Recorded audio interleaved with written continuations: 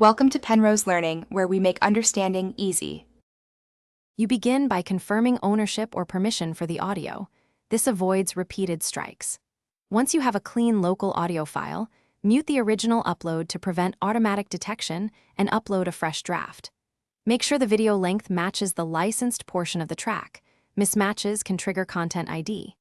Next, use the TikTok editor to align visuals to the new audio track so lip sync and cuts stay accurate. You now replace the flagged audio with your licensed or original file, and here is why precision matters. Platform detection uses waveform and timing patterns. Once done, trim and nudge audio to match visuals exactly, checking both waveform alignment and visual mouth movements. Make sure to export a private or draft copy and run it through TikTok's upload. That lets you confirm the replacement bypasses the automated claim without risking a public takedown. You finish by publishing the draft and adding license details or credits in the caption so reviewers see your claim. If a claim still appears, file a dispute immediately and attach your license or written permission.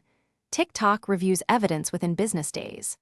If the platform rejects the dispute, make sure to re-export an audio-encoded file with changed metadata or swap to a royalty-free alternative to avoid repeated strikes.